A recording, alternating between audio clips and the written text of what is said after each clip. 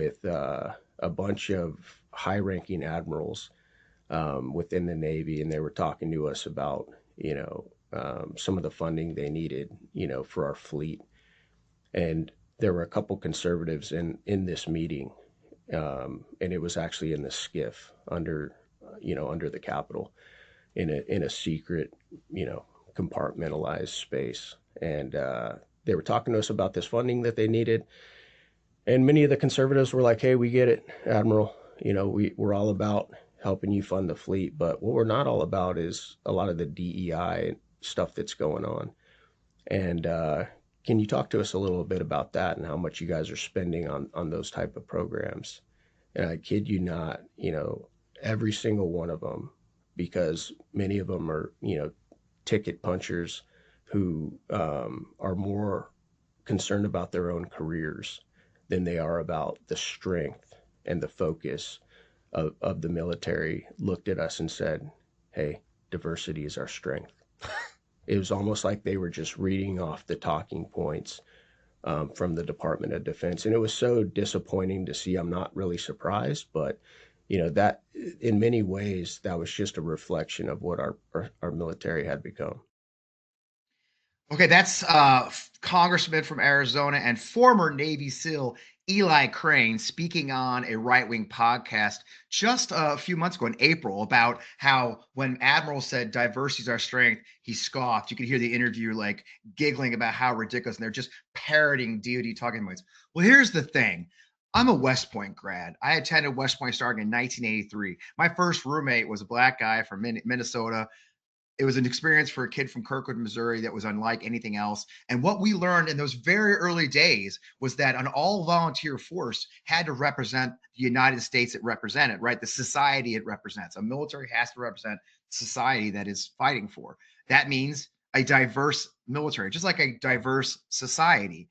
We were told then, I've heard the term diversity is our strength since I was a dumb cadet at West Point. So the idea somehow that people like Eli Crane are saying it's new and some libtard liberal talking point is complete horseshit. But there's actually proof that it's horseshit and proof that he's a hypocrite. Not that matters. I want you to watch this video because this is just 2 months later. Same guy. Now watch what he's talking about, and you'll appreciate why I find him full of it. Thank you, Mr. Speaker. Today I rise in proud recognition of the Hopi Code Talkers to honor their extraordinary contributions during World War II.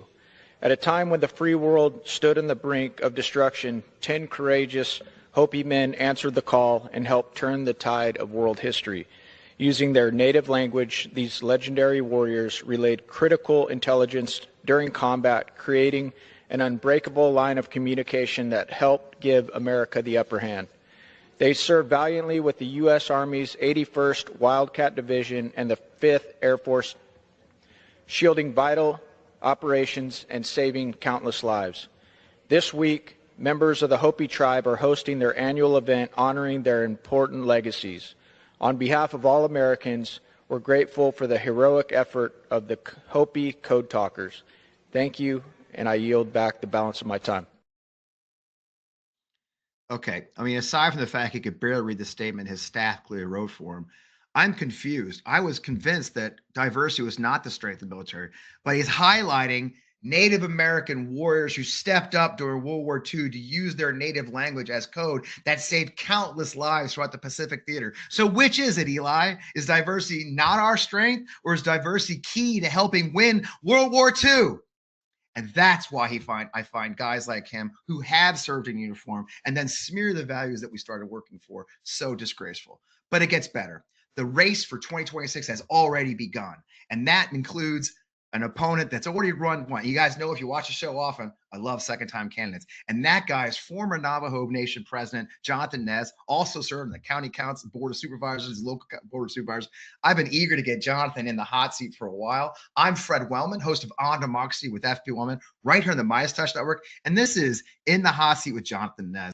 So let's bring him on screen. This is Jonathan Nez. Jonathan, welcome to the show. It's great to have you here, sir. It's an exciting time to be running for office, isn't it? Right. And I just want to say, Fred, Yate, which means greetings in the Navajo language. And last week was National Navajo Code Talkers Day. And, we're talking about diversity. This country is strong because of its diversity. And, I think military leaders and elected leaders have said before that if it wasn't for the code talkers, the indigenous code talkers, we may have lost many of the battles and maybe even lost World War II. So I honored them today on your show too. And I also honor all the veterans who have served this great country of ours. And as I've mentioned before, I was actually, I've studied quite a bit. Native Americans, Indigenous Americans serve in the military disproportionately to their population. That many have stepped up and served, including the code talkers. But to this day, many of our service members are from the Native Americans, and it matters a lot. And along those lines, I've actually known Eli Crane for a decade or so. You ran once already, now you're back in the fight again. Why did you decide to go ahead and run again and step back? It's, I always say it's an act of courage to run for office, and now you're doing it a second time. What is driving you to go back in the breach and fight for Arizona again? That's a great question, Fred. And it's look at what's happening in this country right now. Hardworking Americans are feeling the pain of these disastrous policies that are coming out of Washington, D.C. and through coming out from the White House. Healthcare is being taken away from hardworking Americans. Even our healthcare facilities are going to be closing down. Budget cuts. If I may, Fred, the big bad ugly bill that was rammed through Congress and signed into law, was the last straw for me. And I'm a fighter as well. We have some great leaders in my family, warriors in my family. And, my dad would always say to warrior up in times of difficulty. And this was not a time where I would bow out of politics and say, oh, I got beat. Of course, you got to lick your wounds, dust yourself off, and fight even harder. And once that passage of the big ugly bill went through, I was like, you know what? We got to continue our fight, and we got to continue to protect our democracy. And that was one of the reasons why, I'm back in the race. My wife, my family, and I are wanting to, serve once again, this district. And matter of fact, my opponent, Eli Crane, he doesn't even live in this district. Fred, he don't even live in this district. He lives an hour away from the southern part of this district. And folks have said that we need somebody that actually grew up and is still here in this district. Of course, you can investigate my lineage. I think I can call a true native Arizonan. And I was born here in this district. I lived here, went to school in the district, and served over 20 plus years in this district. And I'm not going away. And I think that's what the folks in this district deserve: someone that actually knows the issues in this state of Arizona and in our area. And that's the key. And it is a giant district, right? It's a huge district. I know I was looking at, when we were getting ready to have our conversation, I was looking at it. It is one of the frustrations I hear a lot when I talk to candidates who are running is the existing representative, the elected member of Congress isn't doing that representative part, are they? And you mentioned it briefly. He doesn't even live in the district. How are you actually in the district interacting and representing the people you're supposed to be elected by if you don't even in the district? I mean, that's something. Are you hearing that a lot as you wander the district? It's a giant district. Absolutely. It's 60% of the state of Arizona. Wow. And out of the 22 tribes here, 14 of them are in this district. And, I've visited much of this district, from Kayenta, Arizona on the Navajo Nation to White Mountain Apache, down even to the city of Maricopa, Globe, and into Yavapai County, Prescott Valley. And, there are a lot of frustration. Of course, frustration with what's going on coming out of Washington, D.C. But I think people deserve someone that will fight for them and not just bow down to the billionaires or the people who voted for them. And that leads us to the issue that is on a lot of minds. I've had a lot of interviews with candidates and actual elected representatives, and affordability just keeps coming up over and over. And it isn't just the price of like meat today or eggs. There's a crisis for average Americans just trying to make ends meet right now. I mean, is that what you're seeing in your district, and is that a priority for you? Fred, my son's birthday, 10 years old today. I Oh went wow. over to the local supermarket and I was just blown away to see the prices going up. And some of those packages are getting smaller as well. Yeah, And, shrinkflation, they call that. and many of our people in this district see that, high prices and goods and services and how that's going to be affected. My wife and I, we help out with the food bank here, and you see a lot more people getting the help, the support needed, not a handout, but a hand up. And there's many people in this district all across the country that need a hand up. And we see Washington D.C. That I know folks campaign saying that they want to get out of the swamp, but the swamp is still there, Fred. And even my opponent right now, he's right in the middle of all this uh, chaos that's coming out of the White House. And we just need folks to recognize that we need a fighter in Congress, and Congress should look like America in diversity. You mentioned that Yeah, earlier.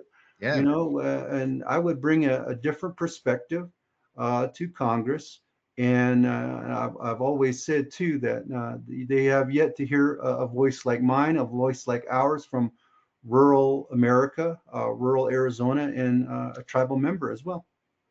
And that point, you guys are also on the front line of the immigration issue, right? I mean, I live in Missouri. For a lot of folks, they don't live actually on a border state. Every like to say, oh, the Republicans like to say every state's a border state now, but you guys truly are. You know the truth about that. You have a huge Latino population. Much of that goes to Native American lands, as you mentioned. This is much more than just securing those who live there. It's much more than just securing the border, isn't it? We have a much larger problem than just the border being porous, isn't there? Right. And we need to give the resources needed to the folks that are securing our border. But at the same time, folks should be able to come in. And as we have said in history books, people come from all over the world to be a part of the American dream. But yet, indigenous peoples in this country, we've been here Yeah. since time immemorial, and I don't even think we've got invited to the American dream. So sometimes you just gotta grab it, and there's a lot of opportunities for people, and that's our strength in this country, is our diversity, and people should be able to come in. But of course, keeping the bad actors out, but also allowing people to come in this country. And you can see what's happening with the immigration policies right now. You have fields in our area in Southern California, all in the Southwest, where produce is rotten because of people are scared of masked men, deportation, or even just not wanting to work because they fear for their lives. And that needs to change there for sure. But of course, we got to bring the resources needed into this region so that there could be a shorter process to bring in, to have citizenship here, and of course to keep the bad actors out, the drugs out. And we can all do that, working together. And it's not about Democrats or Republicans or independents. It's about all of us. And in Navajo, we say five finger beams. We're all human beings, and we should be able to be safe in our neighborhoods, and of course embrace diversity in this country. I love it. Well, you've got a heck of a fight in your hands. You know that. You've done it before. You've got a giant district to traverse and get around, but you've made a splash. I know you started off strong. Where could people find out more information about your campaign? Maybe throw you a buck from the Midas Mighty. How's the best place to follow you? Right. We appreciate the support from many people. Our website is jonathannez.com. Come and join us. Come and join the fight. Let's all warrior up together, and let's take back our country from all this division, the hatred, and just go back to working together. You know, Fred, I worked together for across the aisle as president of the Navajo Nation. I actually had a vice president that was a Republican, and we were able to work together so that we can bring resources back. And again, I want to emphasize this is not a handout.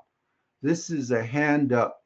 And, you know, we want to make sure that our tax paying dollars that we send to Washington, D.C. come back into our communities to improve the quality of life and to offer, you know, affordable health care, affordable child care, and, you know, bring those costs of goods and services down. Well, I love it. Great to hear from you. It's finally so good to finally meet you and get you in front of the Midas Mighty and learn more about you. What best luck. Be sure to stay in touch, and we keep up the fight. All right, let's warrior up. Let's do it. Thanks. Another great conversation here in the hot seat with Jonathan Nez. The size, the scale of a district is this, like most of the state of Arizona, is hard to wrap your head around. But Jonathan knows it. He's lived there. He's his whole life. He's from there. We wish him the best of luck. More of these hot seats coming with great folks like Jonathan and others. If you haven't checked them all out, they're right here on the Midas Touch Network. I hope you'll check them out. They're going out periodically. We've got much more to come.